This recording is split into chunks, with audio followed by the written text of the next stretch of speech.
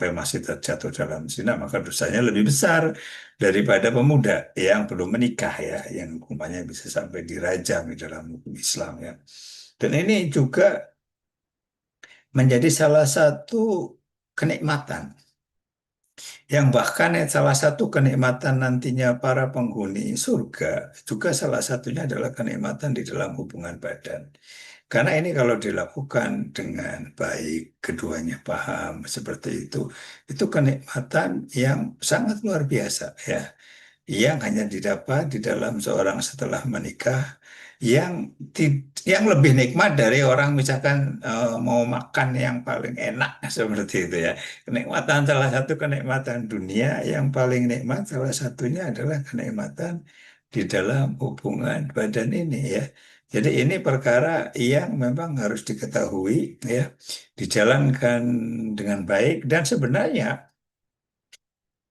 buku-buku Islam dari para ulama zaman dahulu yang membahas masalah ini bahkan sampai detail itu ada dan tidak sedikit ya.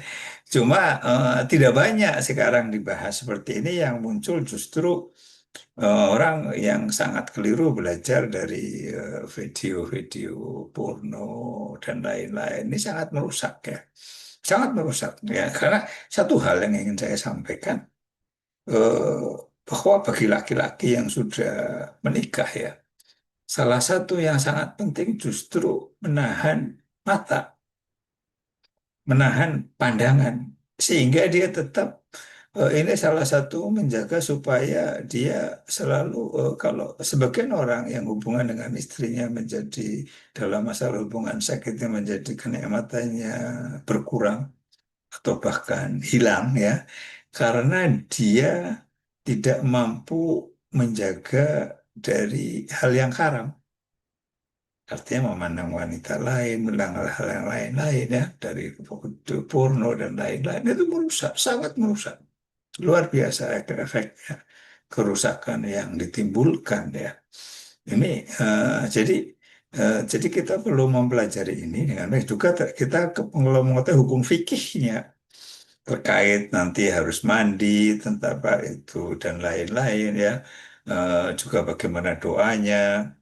Eh, ini semuanya harus diketahui. Istilahnya malu bertanya sesat diranjang, itunya seperti itu buat pengantin ya. Dan ini perlu dipelajari, perlu dipahami yang benar hukum-hukumnya segala macam agar ini bahkan di dalam suatu keluarga kadang-kadang salah satu masalah-masalah itu bisa awalnya dari hubungan badan yang tidak berjalan baik, maka muncul menjadi permasalahan-permasalahan lain ya. Jadi ini salah satu faktor yang penting. Kadang-kadang ada permasalahan-permasalahan lain, kalau ininya hubungan badannya ini baik juga bisa bisa membantu menyelesaikan di dalam kegelisahan, di dalam sedikit percekcokan dan lain, itu kadang-kadang bisa mudah selesai kalau salah satunya di dalam masalah hubungan hubungan seputar seks ini juga berjalan baik ya. Istilahnya kalau orang zaman dulu dalam masalah keluarga kan ada masalah apa namanya, selain masalah dapur juga masalah ranjang dan lain-lainnya. Jadi ini yang perlu mengapa masalah ini menjadi penting ya untuk kita memahaminya. Baik, kita mulai dari Al-Quran. Ya. Bagaimana penjelasan Al-Quran tentang mengenai hal ini di dalam Al-Quran? Surat Al-Baqarah ya, ayat 223, di mana Allah Subhanahu wa taala berfirman, "Nisaukum kharsul lakum fa'tu kharsakum anna syi'tum wa qaddimu li anfusikum." Istri-istrimu adalah ladang bagimu. Maka datangilah ladangmu itu kapan saja dan dengan cara yang kamu sukai, dan utamakanlah kebaikan ya dalam masalah hal ini ya. Jadi ini ini guide dari Allah ya. Jadi guide dari Allah ini penjelasan yang yang sebenarnya ya penjelasan kita perlu memahami clearnya, tapi ini sangat sangat sangat sangat sangat terang sebenarnya ya. Jadi dalam masalah ini apa namanya artinya begitu banyak kebebasan ya. Sebagian orang terlalu banyak aturan ya di sini sebenarnya bebas ya dan sebenarnya manusia secara natural juga tahu, tapi perlu belajar dari pengalaman dan lain-lain seperti itu ya. Tapi saya sebelum menjelaskan ya tidak boleh ya, saya selalu mengingatkan salah satu yang dilarang kita sudah bahas kemarin sebelumnya dalam etika hubungan wanita dan laki-laki, detail masalah di dalam hubungan antara seorang istri dengan suami tidak boleh diceritakan kepada orang orang lain ya seperti itu ya. Tapi tentang bagaimana memahaminya ini dengan baik banyak ya guidance, saya bisa tunjukin kalau nanti minta buku-buku apa yang menjelaskan dengan detail bagi kalau ada pengantin baru, salah satu buku yang memang suka di, di, dikasihkan adalah buku yang ada buku yang menjelaskan ini dengan baik ya seperti itu. Jadi maka sebenarnya ya hukum-hukum terkait dengan masalah seks ini banyak ya. Ya, di dalam rumah tangga ini banyak ya saya sampaikan, dan ini salah satu awal banyak sekali problem rumah tangga, salah satunya keduanya atau bisa jadi berjalan hubungan tetapi tidak baik, tidak mampu kemudian dua-duanya saling memuaskan. Ya, itu juga penting untuk mengetahui bahwa di dalam berhubungan badan maka keduanya berusaha ya, berusaha untuk memberikan kebaikan kepada memuaskan pasangannya seperti itu, dan ini ladang ya, ladang yang datangilah kapan saja dengan cara yang kamu sukai. Artinya kebebasan besar sekali. Mau dengan cara apa aja terserah. Ya, ya, cara apa aja terserah. Tidak ada masalah seperti ini. Dan ini ingat ya, satu hal yang harus perhatikan buat laki-laki dan perempuan. Suami istri. Disebutkan di dalam berbagai hadis ya. Jika seorang laki-laki menginginkan, maka seorang istri di sini maka dilarang untuk menolak, bahkan bersegera. Karena ingat gini, laki-laki itu kalau sudah memuncak, itu udah hilang otaknya. Ini kadang-kadang sebagian wanita pengantin baru nggak tahu, nggak paham, ya, nggak paham bahwa kalau laki-laki itu kalau sudah seperti itu hilang otaknya, sudah seperti itu. Ya, jadi ini salah satu yang memang bagi laki-laki itu hati-hati sekali. Maka gini, wala takrobuz zina, tutuplah dari awal hal-hal yang menuju ke perzinahan. Kalau sudah terlanjur, sudah di depan itu seperti itu udah hilang otaknya. Contohnya banyak kan? Seorang laki-laki yang keluarganya baik, kita pasti sering dengar seperti itu banyak. Keluarga itu kelihatannya super harmonis, ideal. Ya, suaminya ganteng, istrinya cantik, keluarganya baik, kedudukannya juga baik, semuanya ideal. Semuanya berlangsung dengan baik ya. Tiba-tiba dia korbankan oleh laki-laki itu berzina dengan wanita yang nggak ada bandingannya dengan istrinya yang cantik, gak jelas, gak ada apa-apanya gitu. Itu bisa terjadi, bisa. Karena kalau orang sudah diubun-ubun, sudah itu hilang, hilang otaknya, hilang. Itu perlu diketahui oleh para istri. Makanya begitu disebutkan bahkan kalau si suaminya minta maka bersegera, jangan ditunda. Bahkan seorang laki-laki kan gini, kalau dia sudah punya istri, keluar rumah, dia tiba-tiba tertarik melihat melihat seorang wanita, kemudian dia kok menjadi apakah yang dilakukan? Segera pulang ke rumah, kemudian langsung berhubungan dengan istrinya, hilang semua jalannya. Seperti itu caranya.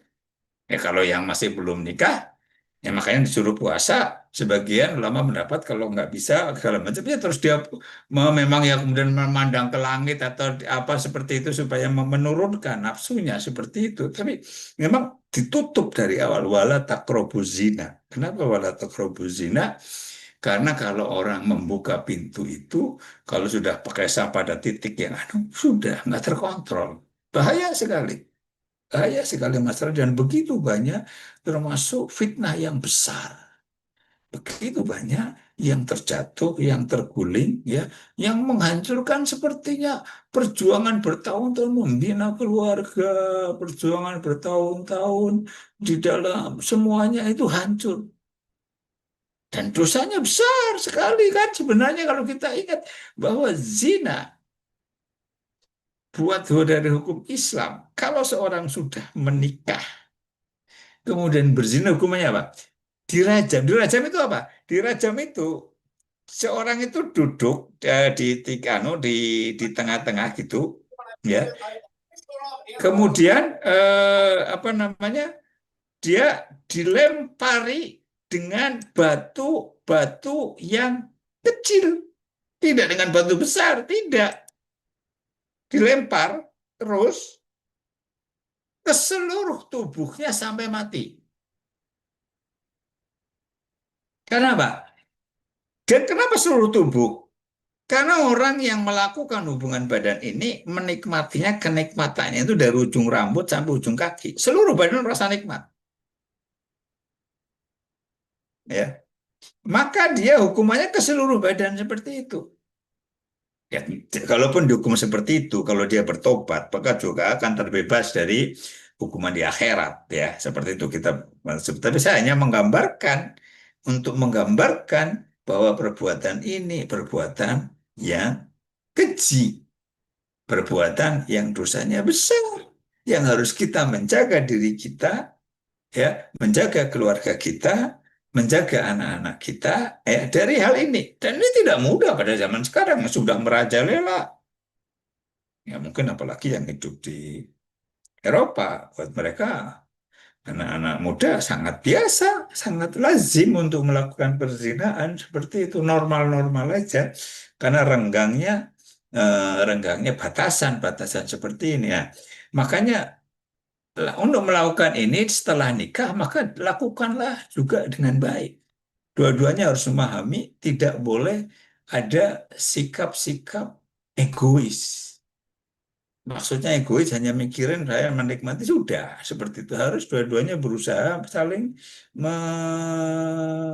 menyenangkan ya seperti itu dan di dalam Islam lakukannya tadi kan kapan saja yang tidak dibolehkan apa hanya gini aja larangannya ya lakukanlah segala sesuatu setelah nikah boleh kecuali apa jangan dilakukan hubungan kalau haid haid itu nggak boleh ya haid aja larangan haid atau larangannya selain haid adalah tidak boleh eh, melalui dubur udah itu aja simple aja jadi tidak banyak macam-macam ya yang disebutkan di dalam eh, hadis yang sahih hanya dua itu hindarilah untuk dilakukan saat haid dan melalui dubur sudah di luar itu maka terjadi kebebasan dan ini salah satu hal yang menjadi kenikmatan yang besar ketika orang yang sudah menikah ya. Dan ini menjadi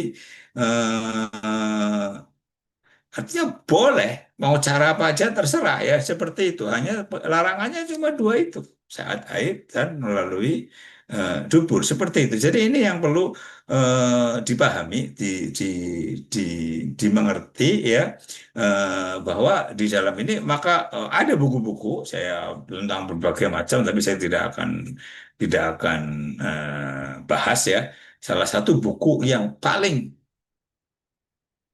mendetil mengenai ini dan seperti itu ya adalah buku apa namanya Mahkota Pengantin ya buku Mahkota Pengantin sarangan Syekh Majdi bin Mansur bin Said Ash-Syumuri itu mungkin salah satu buku yang tidak melanggar syariat ya yang menjelaskan dengan sangat detil Saya kira sulit yang mencari yang lain yang sedetail ini ya. Dan ini buat pengantin baru, maka perlu untuk membaca supaya tahu ya seperti itu. Tapi bacanya kalau udah hampir nikah atau barusan nikah atau menjelang nikah ya, walaupun sebelum itu sebagai ilmu juga tidak ada masalah secara umum ya seperti itu. Tapi ini salah satu buku seperti itu. Jadi juga sebagai secara umum ya bahwa hubungan itu tidak hanya di atas ranjang. Terkait ada yang istilahnya kemesraan di luar itu mempengaruhi seperti gini. Di dalam Islam, suami istri itu namanya mencium. Itu sering-seringlah mencium. Rasulullah Shallallahu Alaihi Wasallam setiap mau pergi ke masjid itu mencium istrinya satu persatu. Ya. Jadi ini jadikan sebagai suatu bentuk memeluk ya. Suami istri itu yang namanya kemesraan saling mudah untuk sering memeluk, sering memberi perhatian, sering mencium ya. Itu lakukan ya. Karena ini istilahnya kalau wanita itu kalau bangun tidur perlu dikasih supaya moodnya enak, maka dibangun tidur kemudian dicium dulu seperti. Nah, di dalam hubungan hubungan seperti ini juga salah satunya pendahuluannya disebutkan adalah pembukanya pengantarnya seperti ini ya. Seperti itu. Jadi ini juga perlu diketahui ya bahwa tidak cuma serta-merta seperti itu, tapi kehidupan yang dalam kesehariannya ke itu juga mempengaruhi supaya kenikmatan itu terjadi seperti itu ya. Jadi secara umum seperti dan salah satu itu tentu saja kita tahu maka ada doa-doanya ya artinya itu berlindung dari setan supaya kalau diberi anak juga terlindung ya dari godaan setan ya. Jadi seperti itu. Jadi ini tentang hubungan hubungan hubungan seks ya seperti itu ya secara umum. Saya tidak akan membahas secara detail berbagai walaupun di buku-buku saya tadi sudah sampaikan bukunya salah satunya seperti itu buat pengantin baru perlu untuk mempelajari hal ini ya dan banyak juga penelitian-penelitian yang mengatakan tentang bahwa ini dilakukan dengan baik itu adalah bermanfaat ya bermanfaat buat kesehatan ya bermanfaat untuk salah satu menjaga kemesraan keharmonisan di dalam rumah tangga ya saling menunjukkan kelembutan ketenangan kasih sayang ya dan juga saya selalu mengingat dan itu salah satunya juga sungguh laki-laki itu menahan pandangannya dalam macam juga dalam hubungan dengan wanita lain ya seperti itu penting sekali supaya hubungan itu terjaga dengan baik ya. Jadi salah satu menjaga supaya dan itu eh, apa namanya maka seperti seperti gini contoh sebenarnya harus saya sampaikan ya wanita banyak sekali yang tidak paham larangan memakai parfum yang dicium oleh orang lain ya orang disebutkan seperti pergi sholat ke masjid saja kemudian mencium bau parfum ya itu seorang pernah disuruh apa namanya untuk dilarang ya artinya disuruh apa namanya salah satu dilarang ya banyak sekali wanita tetapi ketika salah satu hal yang penting karena apa parfum bau itu adalah menjadi apa salah satu mencetus gairahnya merangsang gairahnya seorang laki-laki. Kenapa menjadi dilarang? Menjadi bahaya dia kalau dia tercium baunya ketika di luar begitu banyak orang mencium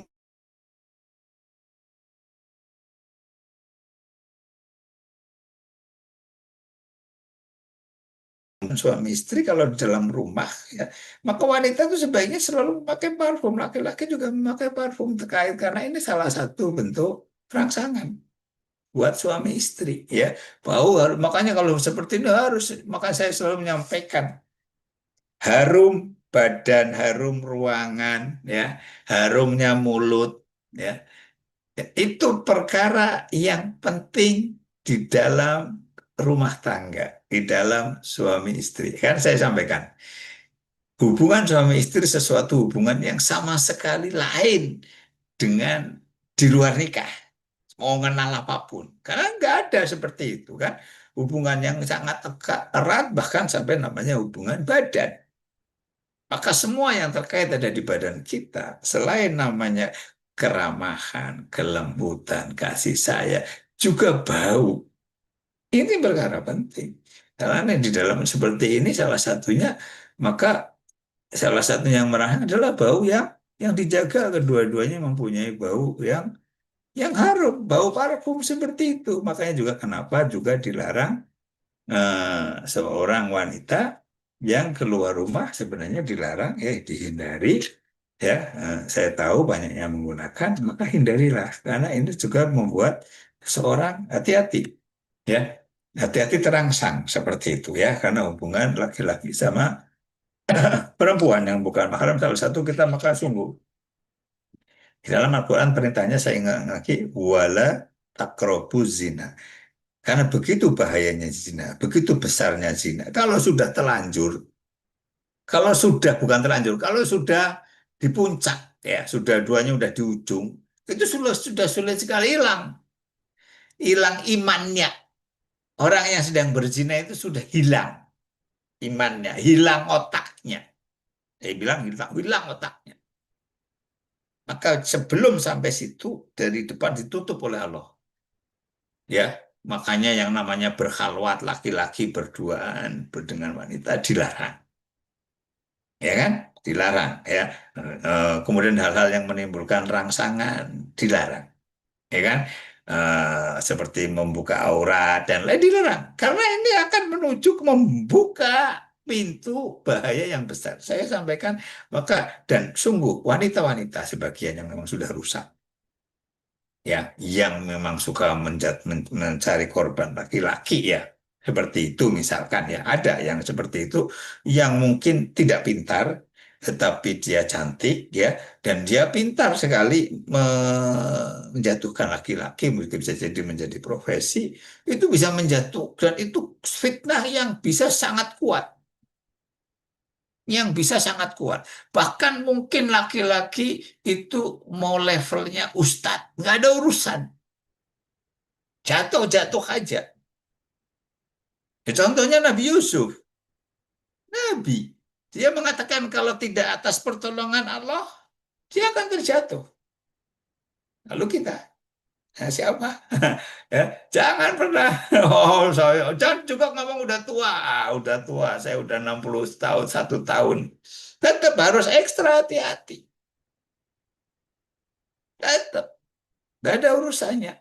Ya, itu ekstra fitnah disebut yang fitnah yang kuat, yang dahsyat, dan kita melihat sejarah kenyataan di sekitar kita, laki-laki yang kuat, yang kelihatannya imannya juga kelihatannya rajin beribadah, ya, kelihatannya keluarganya juga semuanya lengkap, harmonis semuanya,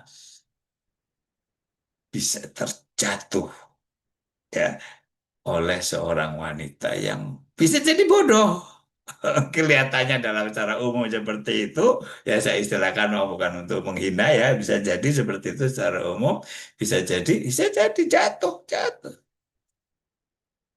Maka di dalam keluarga ini, kalau hubungan masalah seksual ini tidak dipahami dengan baik, dilakukan dengan baik, dijadikan menjadi sesuatu yang berjalan dengan sebaik-baiknya, ya, maka kedua-duanya perlu mempelajari.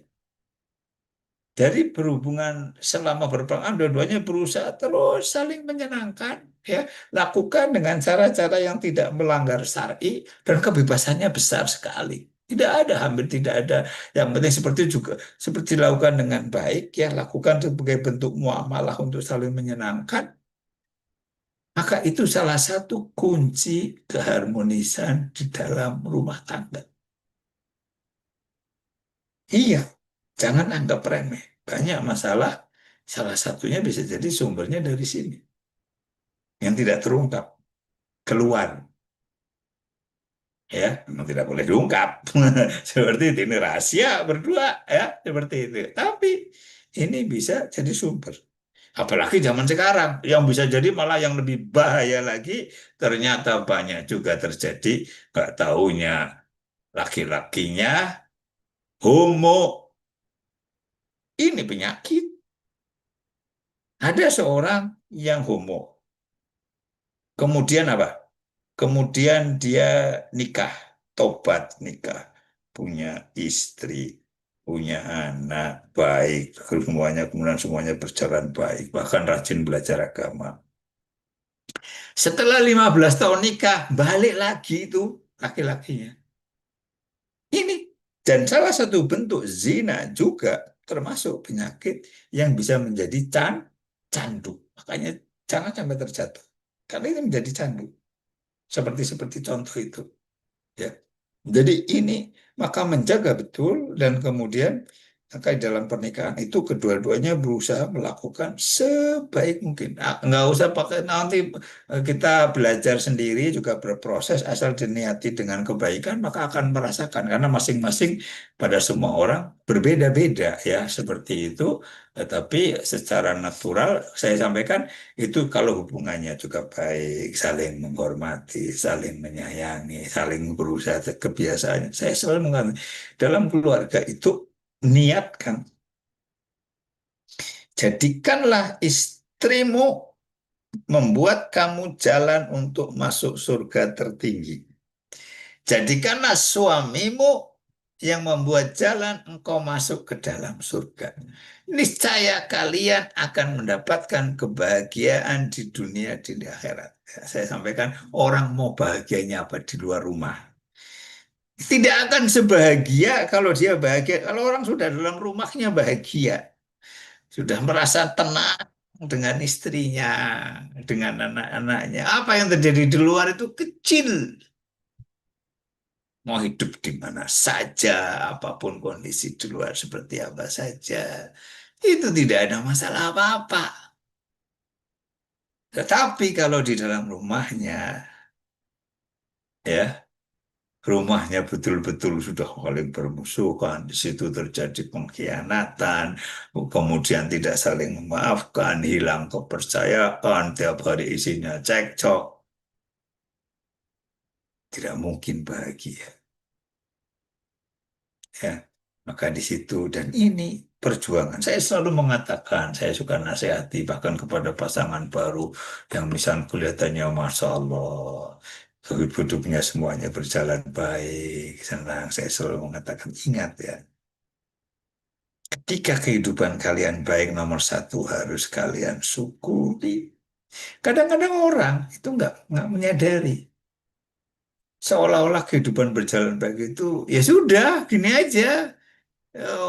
Sesuatu yang memang dari kerja keras saya baik atau kapan juga itu pemberian luar biasa dari Allah dan kemudian dalam perjalanan hidup keluarga ini ya menjaga itu dari tahun pertama, tahun kedua, tahun ketiga, tahun keempat, tahun kelima, tahun keenam, tahun sampai tahun keberapa pun tetap ekstra hati-hati mau sampai kapanpun tidak boleh sembrono.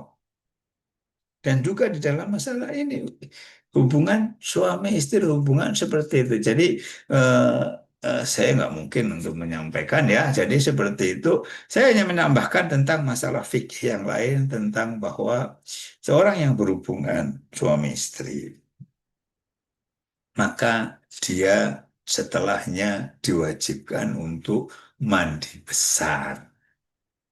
Ya, mandi besar ada beberapa cara. Ada cara yang penting pokoknya sah. Sebenarnya mandi besar itu syaratnya sah apa? Ya udah mandi. Niatnya memang mandi besar, kemudian dia guyur yang seluruh tubuhnya kena. rambutnya kalau tebel ya agak digosok-gosok supaya airnya masuk ke dalam kulit kepala, segala macam, kena diguyur. Sudah, selesai, mandi, dibersihkan badannya, ya. Kalau ada bekas, misalkan air mani dibersihkan, mandi, selesai. Sah, sah. Tetapi kalau mau dengan cara yang lebih sesuai sunnah ya, maka dimulai dengan mencuci kedua telapak tangan, kemudian mencuci kemaluannya ya seperti itu, kemudian wudhu dulu, wudhu ya, wudhu seperti untuk salat ya. Jadi seperti itu ya. Setelah wudhu, kemudian rambut di kepala digosok-gosokkan supaya memastikan airnya masuk. Kemudian mengguyur tubuhnya, mengguyur seluruh tubuhnya ya, bisa mulai dengan sebelah kanan, kemudian sebelah kiri, tubuh seluruhnya dengan baik. Seperti itu. Kalau mau urutnya dia ada wudhunya dulu. Seperti itu. Jadi mudah tentang mandi, mandi janabat ya, mandi besar ya, seperti itu, dan tidak ada perbedaan dalam tata cara ini baik laki-laki maupun perempuan ya, seperti itu. Dan kalau hukumnya juga yang perlu diperhatikan, air mani ya, air mani itu tidak najis. Jadi kalau terkena pakaian maka tidak apa-apa ya, tidak apa, dibersihkan aja, dibersihkan biasa pun tidak apa-apa ya. Jadi tapi kalau jadi itu sama apa namanya, terkait fikih ya, artinya eh, fikih seperti itu. Kalau kalau bahkan sebagian seperti sebelum berhubungan badan juga membersihkan badan, kalau perlu berwudu dan lain-lain, itu kebaikannya aja ya. Tapi secara umum tidak sesuatu yang harus. Tapi kalau kalau mandi setelah itu wajib ya, nggak boleh, dan nggak boleh baca Quran. Makanya begitu, jangan jangan kemudian tidur belum berwudu ya. Jadi maka supaya kita dalam kondisi setelah itu maka supaya kita anu, apa namanya, sebelum tidur langsung, karena kita kalau enggak dalam keadaan junub ya, maka itu sebagian orang melakukan seperti itu, nanti nanti langsung aja ya, langsung lakukan mandi seperti itu. Jadi dan juga sebenarnya ada hadis yang menyebutkan tentang mandi bersama suami istri. Disebutkan Aisyah radhiyallahu menceritakan ya, aku mandi bersama Rasulullah dari satu bejana yang terletak antara diriku dengannya. Namun beliau selalu mendahuluku sehingga aku katakan, biarkan untukku. Kata Aisyah, satu keduanya sedang junub ya, seperti itu, menunjukkan tentang bagaimana kemesraan, bagaimana seperti itu boleh ya, tidak ada masalah yang dicontohkan oleh Rasulullah Shallallahu Alaihi Wasallam ya, di dalam masalah ini ya, eh, yang seperti itu. Dan tidak ada larangan apa, yang penting tidak boleh berhubungan dengan saat haid, dan juga tidak boleh saat melalui dubur ya, karena kadang-kadang orang muncul banyak omongan sana sini, ini nggak boleh, itu nggak boleh, maka itu adalah apa namanya, eh, sebenarnya dalam pun tidak semuanya dibolehkan ya, artinya sih kalau melihat dari sumber-sumber yang sahih ya, seperti itu. Apa namanya, saya kira ini yang bisa saya agak kagok, saya tadi mau menyampaikan sebenarnya, tapi saya kira secara umum kalau saya hanya menyampaikan ke anak saya mungkin berani lebih detail, tapi secara umum saya kira tapi perlu saya menyampaikan bahwa ini saya hanya menyampaikan perkara ini, perkara yang penting. Salah satu kenikmatan di dalam keluarga adalah seperti itu, diperhatikan untuk memahami, untuk menyiapkan ya, terutama yang belum menikah, mau menikah, maka ini juga salah satu bagian yang dipelajari ya dengan baik ya, tentang masalah masalah ranjang ini ya, perlu dipelajari ya, jangan jangan nggak dipelajari, karena sebagian orang kemudian tidak tahu sama sekali ya, tidak menyiapkan menjadi kemudian apa namanya, berlangsung juga menjadi dingin ya, atau kemudian tidak tidak mendapatkan sesuatu yang sebenarnya kenikmatan luar biasa, tapi mereka tidak tidak mendapatkannya karena tidak tidak mengetahui ya, tidak mengetahui, dan ini ibadah, nikmat tapi ibadah. Ketika sahabat bertanya, ini salah satu bentuk ibadah karena tujuannya juga ingat ya, sesuatu kalau dia melanggar, kalau berzina kan dosanya besar sekali, maka dilakukan di tempat yang halal menjadi ibadah. Maka saya sampaikan di dalam, makanya kalau orang yang nikah ngapain ditunda-tunda ya. Nanti kalau sudah nikah menyesal biasanya. Saya dulu nikah nyesel. Kenapa nggak dari dulu-dulu gitu nikahnya? Ya kan, nyeselnya itu maksudnya. Kenapa nggak dari dulu aja nikahnya? Ya, nggak usah ditunda-tunda ya, karena juga saya sampaikan tentang bahaya-bahaya yang masalah syahwat laki-laki, terutama laki-laki. Sebagian wanita tidak mengetahui, wanita lebih mampu untuk menahan diri dalam masalah ini. Tapi kalau lihat gangguan zaman sekarang yang namanya selingkuh, juga tidak hanya perzinahan, tidak semua dilakukan didahului mulai oleh dari laki-laki ya, sebagian wanita, juga wanita baik-baik juga ada yang terjatuh ya, maka kita tidak boleh merasa aman di dalam masalah ini. Saya bilang jangan pernah merasa, "Oh, saya imannya kuat ya, saya tidak masalah." Sama sekali nggak boleh ya, nggak boleh ya. Di dalam masalah-masalah seperti ini, dan termasuk fitnah yang sangat besar, yang sangat kuat, yang merajalela pada zaman-zaman sekarang, dan begitu banyak sebenarnya orang yang terjatuh, bahkan orang yang kelihatannya baik-baik saja yang terjatuh dalam masalah ini juga besar ya. Eh, Seperti itu ya. Kalau ada yang bertanya bagaimana kalau ada yang terjatuh, apakah minta cerai atau memaafkan misalkan jatuh dalam perzinahan, maka bisa dilihat case by case ya, tidak bisa secara secara umum, karena ada dua hal. Kadang-kadang orang yang baik, kemudian dia apa namanya, dalam kehidupan seluruhnya baik, kemudian dia terjatuh, lalai, terjatuh dalam seperti ini ya, bisa jadi, maka kemudian dia memang betul-betul bertobat, maka sebaiknya dimaafkan ya. Tetapi kalau sesuatu yang memang jelas-jelas dia melakukannya terus-menerus, apalagi apalagi terang-terangan, apalagi tidak malu atau segala macam ya, maka menjadi lain masalahnya, yang memaafkan atau kemudian minta cerai seperti itu juga satu hal yang case by case ya, karena realitinya gampang terjadi, artinya yang datang ke bertanya kemudian meminta nasihat masalah ini, kalau ini terjadi bagaimana, seperti itu itu terjadi ya pada zaman sekarang, walaupun katanya baik-baik, semuanya harus menjaga menjaga diri ya. Itu aja yang bisa saya sampaikan, agak pendek, dan saya kira mungkin, saya nggak tahu, kalau saya tadi khawatir kalau kalau minggu depan apakah mau diistirahat dulu, kalau karena kayaknya mungkin banyak yang libur.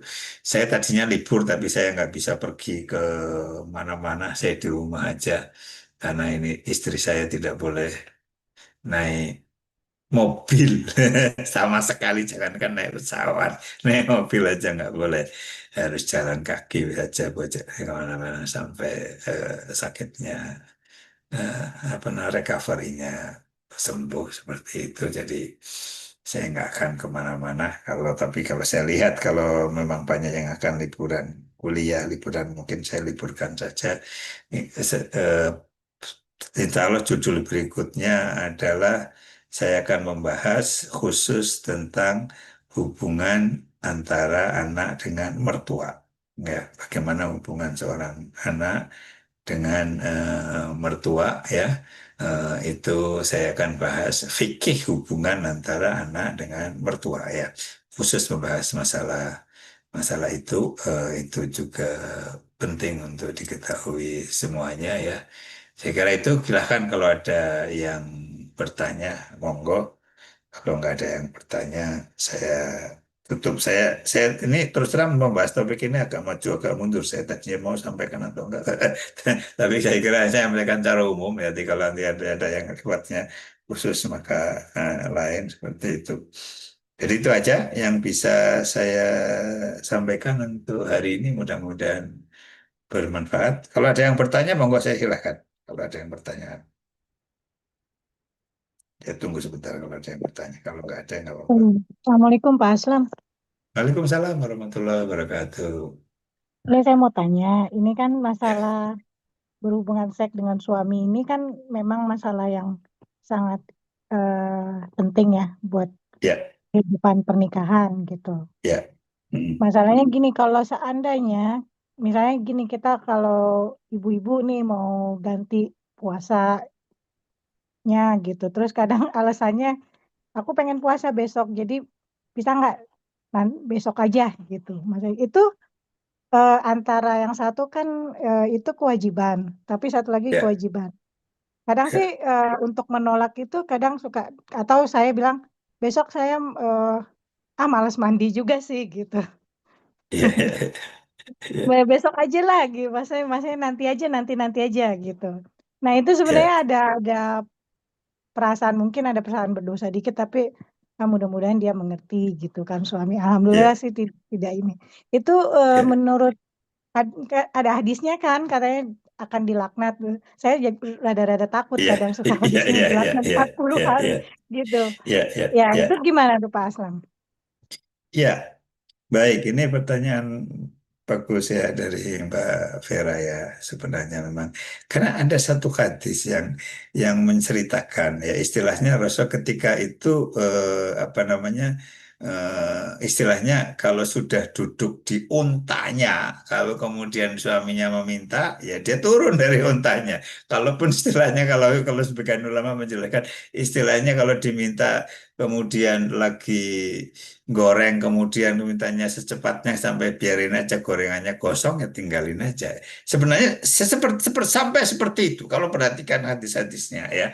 Perhatikan hadis-hadisnya seperti itu kan Rasulullah pernah tiba-tiba pulang karena melihat orang wanita pulang kemudian langsung langsung pulang kemudian memanggil istrinya kemudian menggauli istrinya. Itu yang bahwa laki-laki itu memang parah dalam soal gini karena wanita nggak. Jadi kalau suruh nahan besok lagi, ya mungkin kalau yang udah tua, terutama yang masih muda lah ya mungkin kalau yang pasangan udah lama udah tua mungkin agak lebih lebih tidak seperti itu ya.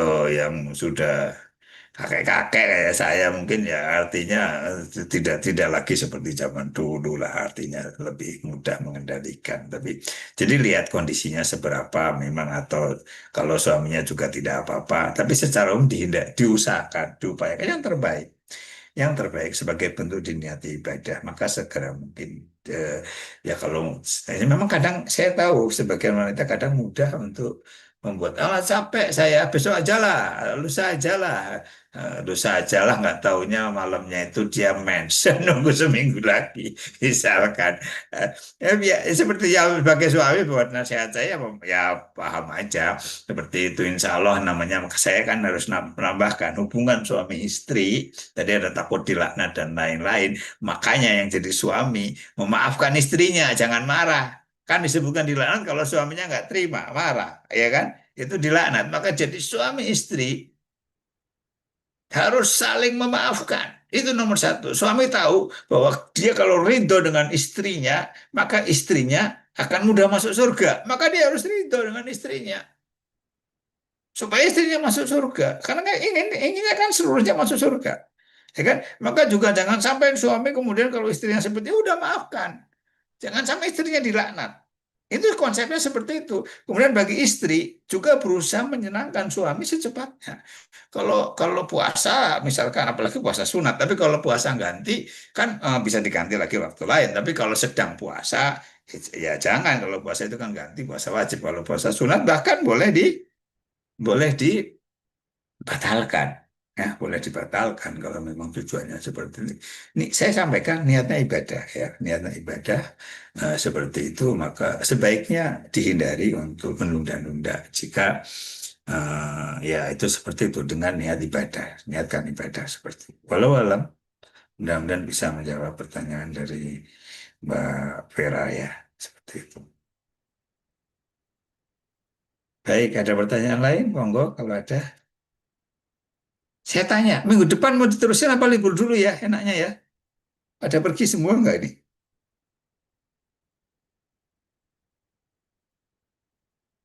Libur aja ya, ada yang jawab. Berarti kayaknya pada liburan mungkin ya, saya kira kita mulai lagi nanti awal Januari. Nah, setelah semuanya pada balik. Baik, saya kira itu aja yang bisa saya sampaikan ya. Terima kasih atas Masya Allah atas kehadirannya. Mohon dimaafkan jika ada ucapan yang salah dan tidak berkenan. Kita tutup dengan doa kafaratul majelis. Subhanakallahumma wa bihamdika.